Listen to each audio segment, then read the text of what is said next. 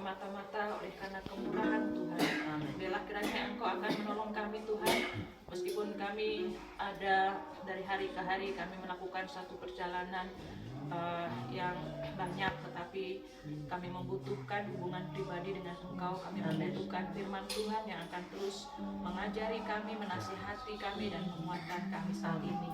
Tuhan memberkati kami, Roh Kudus pimpin kami saat ini Tuhan. Di dalam nama Tuhan Yesus Allah kami yang hidup, kami sudah berdoa. Haleluya. Amin. Amin. Salam Bapak Ibu Saudara yang dikasih Tuhan, dan ini adalah waktu yang sebenarnya saya tunggu-tunggu ya. Waktu saya datang bersama dengan mengakhiri masa jabatan Bapak Domingus Mandacan tahun 2010. Nah, setiap pagi dari Jakarta sampai kami pulang itu biasanya kita ada satu ruangan khusus untuk kita berdoa bersama-sama, dan itu menjadi suatu kekuatan. Jadi kita bukan hanya sekedar ya, mungkin jangan sampai kita lupa makna ziarah kita ya, tapi dengan renungan, dengan firman Tuhan, dengan pujian kita terus diingatkan untuk apa tujuan kita datang ke Holy Land ini.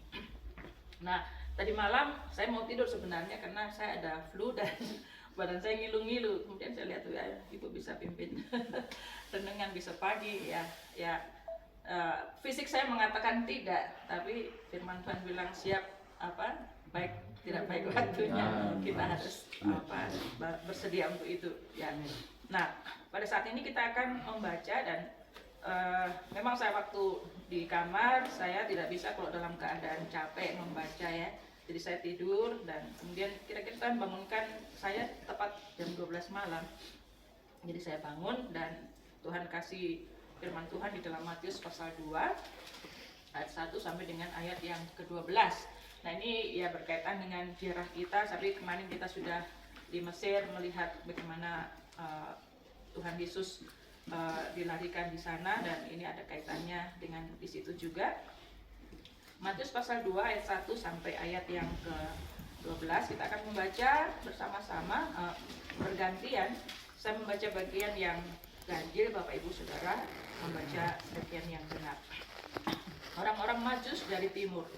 Sesudah Yesus dilahirkan di Bethlehem di atas Yudea pada zaman Raja Herodes, datanglah orang-orang Majus dari timur ke Yerusalem. Dan bertanya-tanya, manakah dia di orang Yahudi yang baru melahirkan itu? Kami telah melihat bintangnya di timur, dan kami datang untuk menyembah dia. Ketika Raja Herodes mendengarkan hal itu, terkejutlah ia beserta seluruh Yerusalem. Maka dikumpulkannya semua imam kepala dan ahli-ahli bangsa Yahudi, lalu dimintanya keterangan dari mereka di mana Mesias akan dilahirkan. Mereka berkata kepadanya, di Bethlehem di tanah Yudea, karena demikianlah ada tertulis dalam kitab Nabi. Dan engkau Bethlehem tanah Yudea, engkau sekali-kali bukanlah yang kecil di antara mereka yang memerintah Yehuda. Karena daripadamulah akan bangkit seorang pemimpin yang akan menampakkan namaku Israel. Lalu dengan diam-diam Herodes memanggil orang-orang Majus itu dan dengan teliti bertanya kepada mereka bila mana bintang itu nampak. Kemudian ia mereka ke Bethlehem, katanya, pergi dan selidikilah dengan saksama hal-hal mengenai anak itu, dan sesudah kamu menemukan dia, kabarkanlah kepadaku supaya aku pun datang menyembah dia. Setelah mendengar kata-kata raja itu, berangkatlah mereka, dan lihatlah, bintang yang mereka lihat di timur itu mendahului mereka hingga tiba dan berhenti di atas tempat di mana anak itu berada. Ketika mereka melihat bintang itu, sangat bersukacitalah mereka. Maka masuklah mereka ke dalam rumah itu dan melihat anak itu bersama Maria ibunya, lalu sujud menyembah dia. Mereka pun membuka tempat harta bendanya dan mempersembahkan persembahan kepadanya, yaitu emas, kemenyan, dan mur. Dan ada yang memperingatkan dalam mimpi supaya jangan kembali kepada Herodes. Maka pulanglah mereka ke negerinya melalui jalan lain. Kemudian bacaan firman Tuhan sebentar.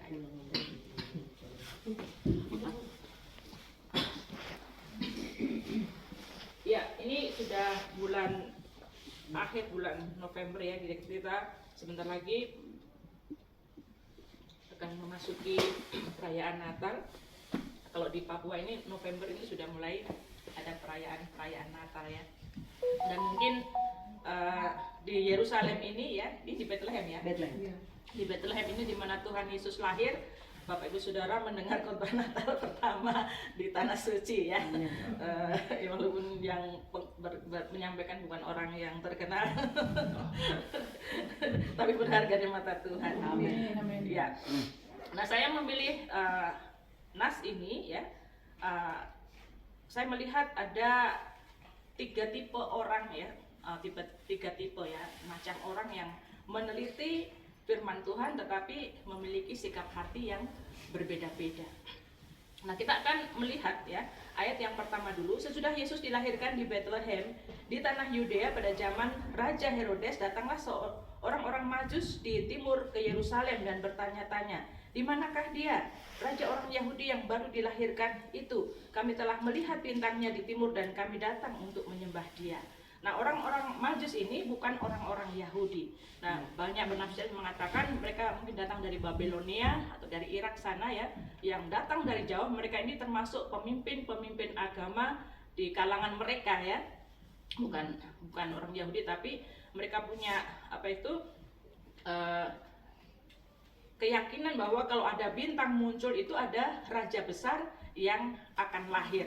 Dan kita bisa membayangkan, kita beberapa jam ya, mungkin kita memerlukan beberapa hari, dari kemarin Mesir ke sini saja sudah memerlukan beberapa hari ya.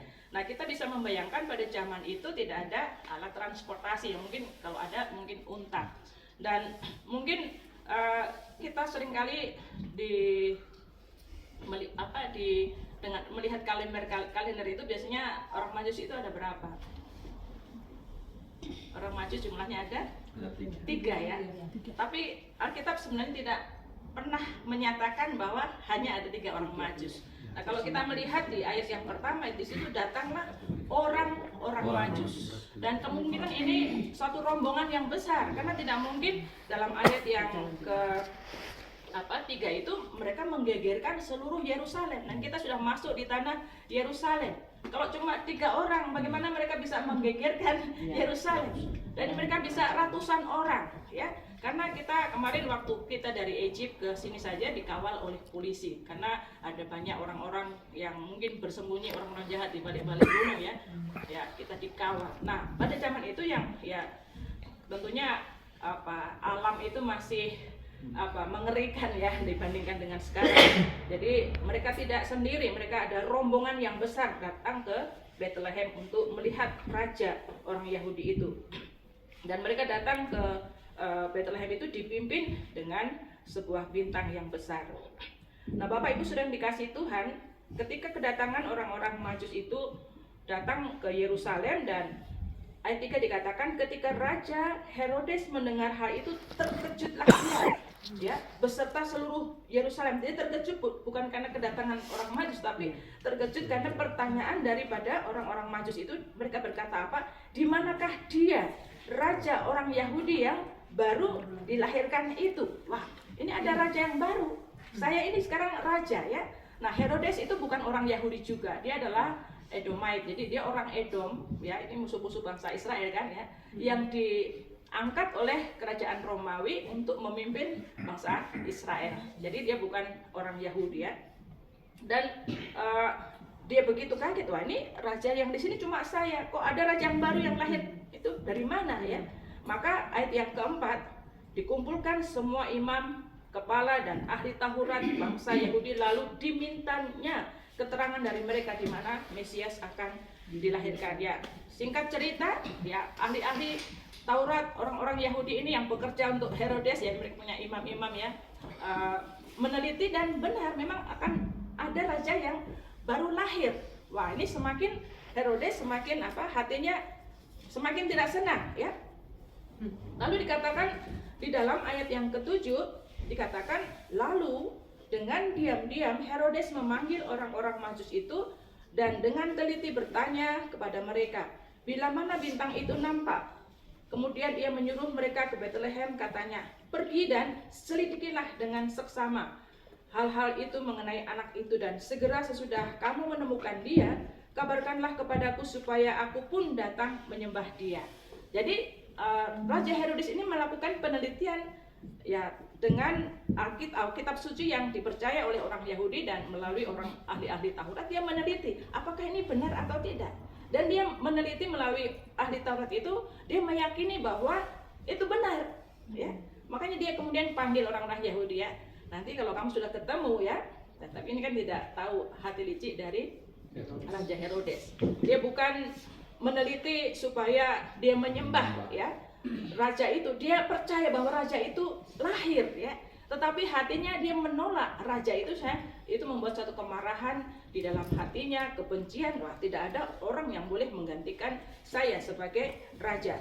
Maka ayat yang ke-9 dikatakan, setelah mendengar kata-kata raja itu, berangkatlah mereka, dan lihatlah bintang yang mereka lihat di timur itu mendahului mereka hingga tiba dan berhenti di atas tempat di mana anak itu berada. Jadi setelah mendengar pesan daripada Raja Herodes, nah ini bintang yang luar biasa. Jadi bintang bisa berjalan, ya, yang menuntun orang-orang Yahudi tepat di mana anak atau bayi Yesus itu, bukan bayi lagi, ya, dia sudah umur sekitar 2 tahun ke atas, ya, ada, ya, dia tidak disebut bayi lagi di sini. Jadi Bapak Ibu Saudara dikasih Tuhan, nah ini Herodes dia mempelajari Alkitab melalui orang-orang yang memang dapat dipercaya. Dia mengetahui kebenaran itu, dia percaya itu, tetapi hatinya menolak dengan tegas. Bahkan dia ingin mencelakakan anak yang baru lahir yang akan menjadi raja. Kemudian yang kedua, peneliti yang kedua adalah ahli-ahli Taurat. Ya, ahli-ahli Taurat ini kan, ya, mereka punya kitab suci itu di tangan mereka. Hari-hari mereka, pekerjaan mereka adalah apa? Meneliti Alkitab. Apakah mereka percaya? Mungkin mereka, ya, mereka sedikit cuek juga, tidak mempercayai sungguh-sungguh, ya. Cuek, ya, yang penting saya ini ada di dalam comfort zone, ya, zona aman. Saya dekat dengan raja, saya dapat uang, kan dibayar, para imam itu dibayar pada saat itu. Jadi hamba uang itu sudah ada pada zaman dulu juga, ya. Dan artinya seharusnya orang-orang Yahudi ini adalah orang-orang yang pertama yang menyembah kepada raja itu. Tapi Alkitab mengatakan bahwa orang-orang Yahudi ahli-ahli Taurat ini dia menolak, ya, cuek, acuh tak acuh, ya. Jadi pokoknya saya di sini aman, ya, entah raja itu lahir atau tidak itu tidak masalah bagi saya. Nah, tetapi peneliti yang ketiga adalah orang-orang Majus ini, ya. Cerita orang Majus ini hanya terdapat di dalam Injil Matius, ya, tidak ada di Injil-Injil yang lain.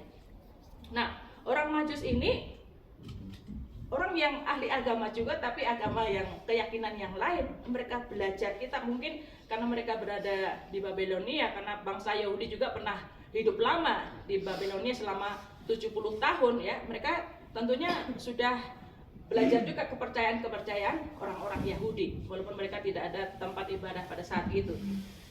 Nah, mereka datang dari jauh, ya, dengan perjalanan yang beresiko, ya, berjalan kaki atau paling cepat, ya, itu pun naik onta sudah, ya, tidak ada kendaraan yang lain atau keledai, ya. Tapi kalau keledai mungkin tidak tahan di daerah-daerah yang lain, ya.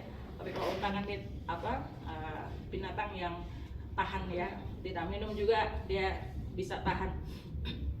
Nah, ketika orang-orang Majus ini meneliti, ya, mereka kan bukan hanya satu orang, banyak orang. Dan mereka meneliti, mereka memutuskan untuk melakukan satu perjalanan yang panjang.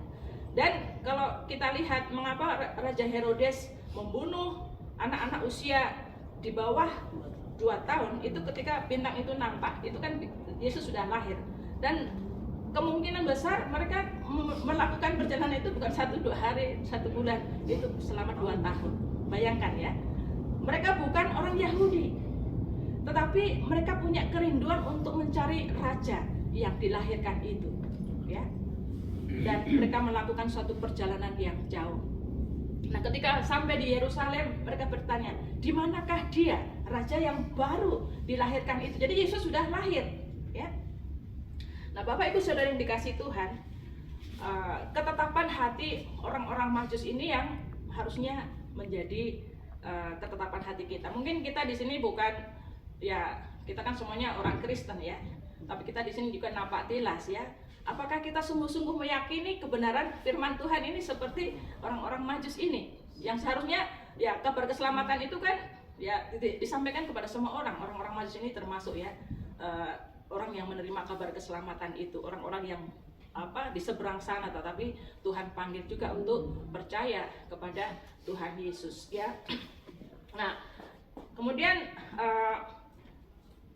dalam ayat yang ke-10 dikatakan ketika mereka melihat bintang itu sangat bersukacitalah mereka. Jadi sukacita melihat bintang. Maka masuklah mereka ke dalam rumah itu dan melihat anak itu bersama Maria, ibunya, lalu sujud menyembah dia. Mereka pun membuka tempat harta bendanya dan mempersembahkan persembahan kepadanya, yaitu emas, kemenyan, dan mur. Jadi bintang itu tepat berdiri di mana Yesus berada. Dan kita, ya kalau cerita di kalender itu kadang-kadang ada gembala, ada orang Majus ya, kumpul sama-sama menyembah di mana? Di palungan. Itu gambar yang menyesatkan. Makanya guru-guru sekolah minggu banyak cerita yang salah kepada anak-anak sekolah minggunya. Nah, saya sering kali mahasiswa juga di STT ya, sering saya tanya ya, dan banyak yang kesalahan terjadi di sini. Nah, mungkin tafsiran mengenai 3 orang Majus itu ya, karena ada 3 macam persembahan. Tapi itu juga bukan tidak benar apa tidak ya, saya tidak tahu. Jadi ada emas, kemenyan, dan mur, bukan mas, mur, dan nyanyian rohani ya Pak ya.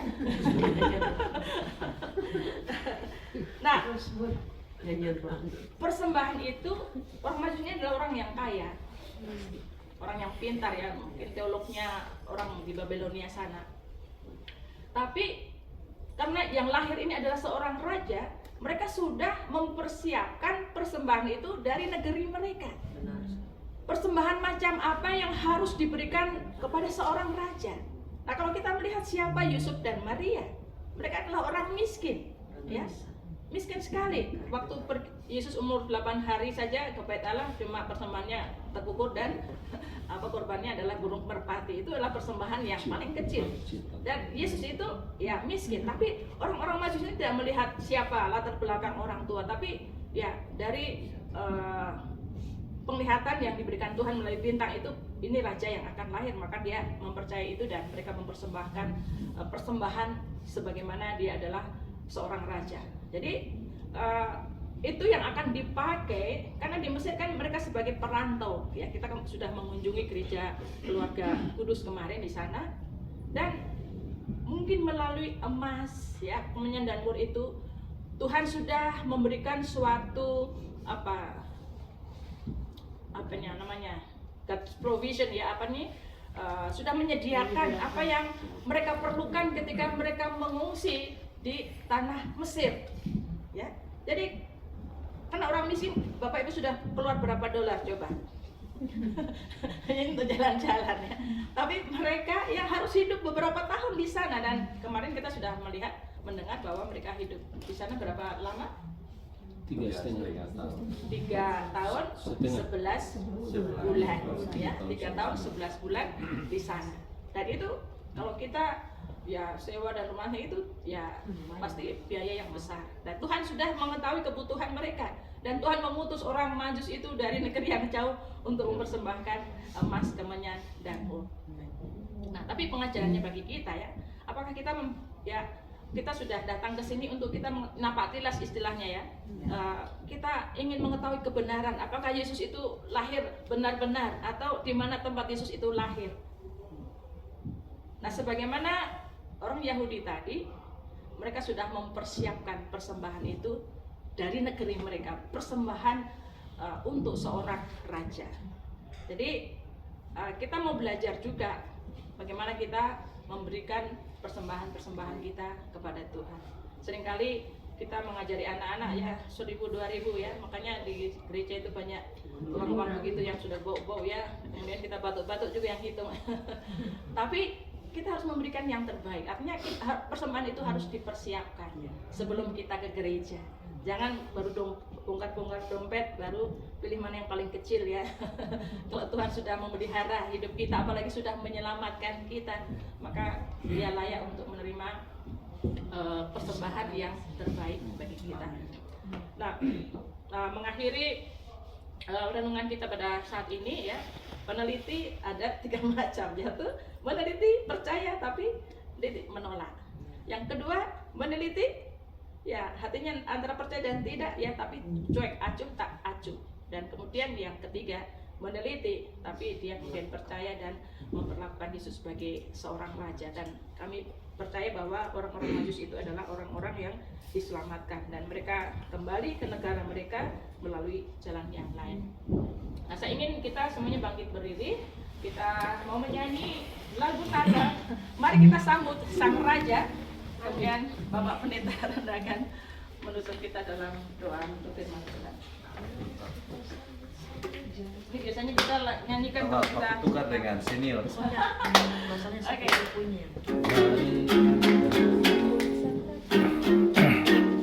Mari kita sambut Sang Raja,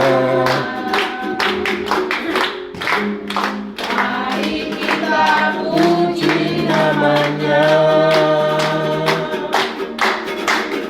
Ya yang maha mulia, Ya yang maha kuasa, Yesus, Yesus, Yesus namanya.